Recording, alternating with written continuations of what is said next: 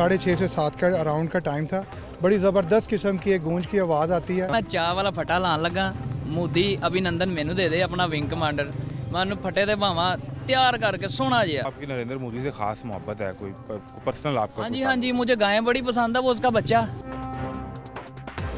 कुछ देर की खामोशी है, फिर शोर आएगा, तुम्हारे 2 फुट ड्रोन आए हैं, हमारा सीधा एटम आएगा। हाँ बिल्कुल, हेलमेट मैंने पहना हुआ है, मैं बिल्कुल रेडी हूँ। जैसे ही बॉर्डर खुलना है मैंने वहाँ पे अप्लाई कर देना है।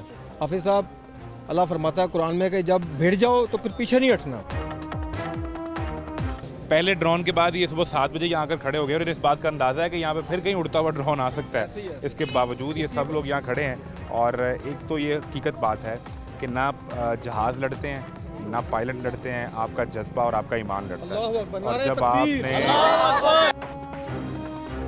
हम इस वक्त मौजूद हैं वाल्टन के इलाके में, जहाँ ड्रोन आया उसे पाकिस्तानी फोर्सेस ने इंटरसेप्ट किया और सिर्फ यहाँ पे नहीं बल्कि 9 डिफरेंट लोकेशन है और हर जगह पे फोर्सेस ने बर वक्त उसको इंटरसेप्ट भी कर लिया। जो मुकामी लोग हैं, आप लोगों में से जब ये ड्रोन आया, किसी ने उसको इंटरसेप्ट करने की आवाज़ सुनी, क्या सूरत हाल थी उस वक्त? और भारत की इस जो अब उसने पैंतरा बदला है, क्या वो तैयारों से ड्रोन्स पे आ गया है, इस पर क्या कहेंगे?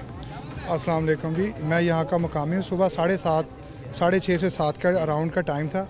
बड़ी ज़बरदस्त किस्म की एक गूंज की आवाज़ आती है। हम लोगों ने आसमान की तरफ देखा, फॉलो अप नहीं कर पाए आवाज़ को। फिर ये बिल्कुल ये जो वाटर टैंक है इसकी बैक साइड पे एक ड्रोन गिरता है आके। लेकिन ये भारत के बुज़दिलाना हमले हैं, वो ये मत समझें हमारा पाकिस्तान है ला इलाहा इल्लल्लाह मुहम्मद रसूलुल्लाह की बुनियाद पे। हमारे जज्बे को ये नहीं जानते और हमारे पाकिस्तानी फ़ौजी और हमारी पाकिस्तानी अवाम शहादत पाने के लिए तैयार है। हम कलमा गो हैं। हम ये मत समझे कि ये बुज़दिलाना हमले करके हम डर जाएंगे। डरने का तो डरना तो तुम्हें चाहिए, नहीं डरा दिया, ये मत समझे। हमें कभी भी नहीं डरा सकते। अल्लाह ताला इसके जो नापाक अज़ाइम है इसको मिलिया मेट करेगा इंशाअल्लाह। पाक फौज जिंदाबाद, पाक फौज जिंदाबाद, पाकिस्तान जिंदाबाद। कह रहे हो आप?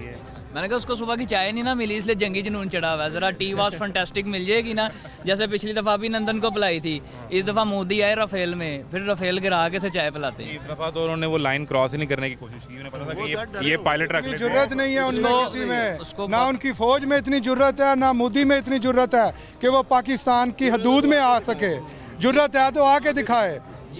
हमारी पाक फौज और जज्बा इतना है कि उसकी हदूद में आए तो फिर देखे तमाशा। इस दफ़ा आपने, अब तो गर्मी है, चाय पिलाएंगे या कोई और भी इंतजाम? कुछ जो कहेंगे वो पिलाएंगे, जो कहेंगे वो शरबत का? हाँ जी, शरबत का इंतजाम। हम नहीं पिलाएंगे, वो पिलाएगा, क्योंकि चाय वाला वो है, हम थोड़ी हैं। वो जिसको पूरी दुनिया राफेल को मानती है, हम नहीं मानते। वो ऐसे गिरा के उसे बताया कि भाई हम नहीं मानते इसे। राफेल की मार्केट तबाह हुई है, मार्केट जो तबाह हुई है, और एक दुनिया के अंदर अब ये डिस्कशन डायनामिक ही तब्दील हो गया है। यानी ये कहा जा रहा था कि 4.5 जनरेशन का राफेल त्यारा दुनिया में कोई इसको टारगेट नहीं कर पाया, लेकिन अब पाकिस्तान ने J-10C के साथ इसको टारगेट करके बता दिया है कि अगर आपको त्यारा चाहिए तो चाइनीज़ मार्केट से ख़रीद लें, आप राफेल ना खरीदें। और फ्रांस की मार्केट तो उन्होंने वो ख़त्म कर दी। कोई बात नहीं, अपने सारे इंजन जो गिरे हैं ना जहाज़, वो बिलालगंज भेज दें, हम गाड़ियों में डाल लेंगे। चले थोड़ी स्पीड तो पकड़ेगी। 4.5 जनरेशन के इंजन तो मिलेंगे हमें। 4.5 जनरेशन के, यानी आप अंदाज़ा कीजिए कि दुनिया में एक अच्छा समझा जाने वाला फाइटर जेट वो पाकिस्तानियों के लिए ये औकात रखता है कि यार मैंने अपनी गाड़ी का इंजन स्वैप करना है तो मैं कहीं उसमें लगा लूँगा। जिंदाबाद। इस कौम ਨੂੰ ਤੇ ਸਾਲਨ ਤੇ ਤਰੀ ਨਾ ਮਿਲੇ ਤੇ ਹੋਟਲ ਵਾਲਿਆਂ ਨੂੰ ਕੁੱਟ ਛੱਡਦੇ ਨੇ। ਅੱਲਾ ਦਾ ਵਾਸਤਾ ਹੀ ਆਪਣੇ ਕੰਮ ਨਾਲ ਕੰਮ ਰੱਖ, ਐਵੇਂ ਜ਼ਲੀਲ ਹੋਏਗਾ ਅੱਗੇ ਪੂਰੀ ਦੁਨੀਆ ਅੱਗੇ ਹੋਣ ਡਿਆ। ਅੱਲਾ ਦਾ ਵਾਸਤਾ ਹੀ ਟਲ ਜਾ। मैं चाह वाला फटा लान लगा, मोदी अभिनंदन मैनू दे दे अपना विंग कमांडर, मैं उन्हें फटे दे भावा तैयार करके सोना जिया है। ਉਹ ਚੱਕ ਕੇ ਚਾਹ ਦੱਸੇ ਸਾਰਿਆਂ ਨੂੰ ਟੀ ਵਾਸ ਫੈਂਟੈਸਟਿਕ, ਜਿਵੇਂ ਪਿਛਲੀ ਵਾਰੀ ਆਰਮੀ ਨੇ ਪਿਆਈ ਸੀ। ਉਹਨੂੰ ਪੁੱਛਣਾ ਸੀ ਕਿ ਆਰਮੀ ਨੇ ਪਿਆਈ ਕਿਵੇਂ, ਜੁੱਤੀਆਂ ਮਾਰ ਕੇ ਹੱਥ 'ਚ ਫੜਾ ਕੇ। मुझे लगता है कि आपकी नरेंद्र मोदी से खास मोहब्बत है, कोई पर्सनल आपका? हाँ जी, मुझे गायें बड़ी पसंद है, वो उसका बच्चा, उसकी माता। हमें गायें पसंद है, वो उसका बच्चा। और वो उसका मीडिया भी गोबर है, वो भी गोबर है, वो गोबर भक्तियाँ देता रहता है। और जितने उसके फुस ड्रोन, ये फुस मिसाइल, दिवाली के पटाखे वो जमा करके यहाँ फेंक देता है। वो सदके के ड्रोन तो चलाई जा रहा है इसराइल के, बताएं आगे क्या करेगा। इसराइल से सदके में जितने ड्रोन मिले वो हम पे चलाई जा रहा है। उसको बता रहा है हम तुम्हारे भाई हैं, और इसराइल उसको मुंह नहीं लगा रहा। ये कहते हैं हिंदू हम उधर जाएंगे, वो कहते हैं हिंदू मारो। लेकिन उनका मीडिया कह रहा है कि इसराइल चूँकि हमारे साथ मिल गया तो अब हम इन्हें बताएंगे क्या बताएगा, ये अभी आपके सामने था, एक बम चलाया फुस हो गया। उसके लिए एक छोटा सा शेर है जो ये बात कह रहा है, जो भी उसका मीडिया या जो भी, कुछ देर की खामोशी है फिर शोर आएगा, तुम्हारे 2 फुस ड्रोन आए हैं, हमारा सीधा एटम आएगा। यही प्लान कर लिया जी एटम मारे डायरेक्ट, बात ही कोई नहीं, यहाँ पे भी मारे वहाँ पे भी मारे, जेड़ा बच गया ओदी ज़मीन सारी, इंडिया भी तो पाकिस्तान भी।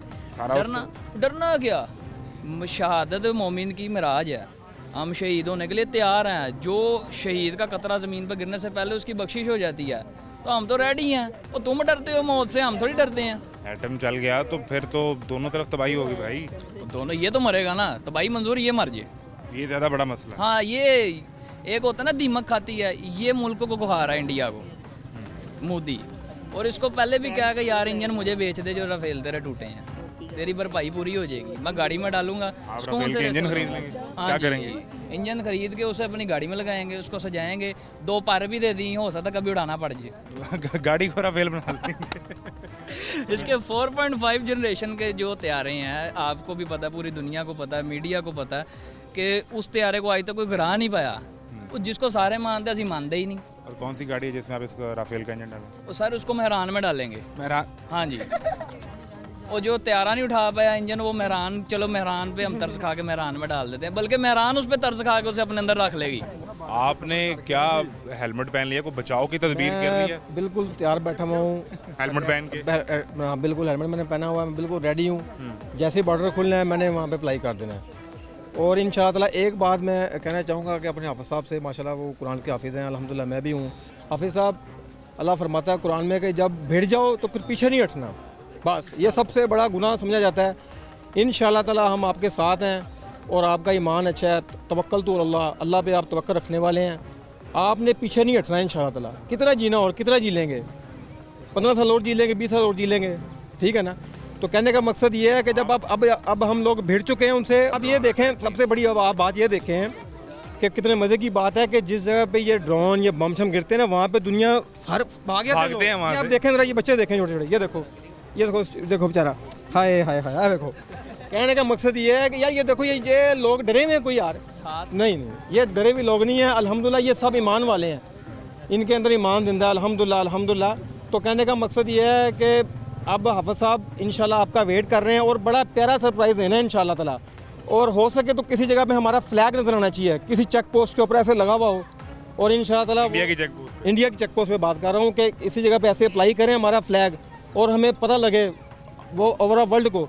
देखें, जब इस तरह का काम होता है ना, तो खड़ा के जब किए जाते हैं या इस तरह अप्लाई किए जाते हैं ना, तो जो दूसरे दुश्मन होते हैं ना आपके, वो भी मुतात हो जाते हैं। क्योंकि कुरान फरमाता है कि अपने आप को ज़बरदस्त रखो, हर लिहाज से रखो, ताकि जो तुम्हारे दुश्मन हैं, जिनको तुम जानते हो और नहीं जानते, वो भी तुमसे मुतात रहेंगे इंशाअल्लाह। मुसलमान का ईमान ये है कि नस्र मिनल्लाह फतहुन करीब, और जब अल्लाह की मदद आ जाए तो फिर फतह हक की होती है। ये तो एक बुनियादी बात है।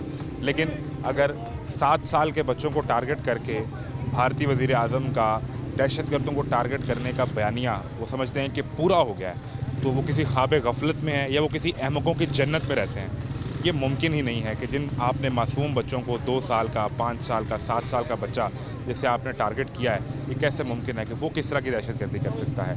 और ये वो कौम है जिसके फिर ये 5, 7, 8, 10 साल के बच्चे यहाँ खड़े हैं, आपको बुला रहे हैं और बॉर्डर पर आवाज़ भी दे रहे हैं, और ये बच्चों का जज्बा भी आप देख सकते हैं। तो इस कौम को शिकस्त देना इतना आसान नहीं है, और शायद ये बज़ाहिर मुमकिन भी नहीं है, क्योंकि जिस ख़ित्ता ज़मीन पर पाकिस्तान नहीं है, हमें वो ख़ित्ता भी नहीं चाहिए। इजाज़त दीजिए, अल्लाह हाफ़िज़।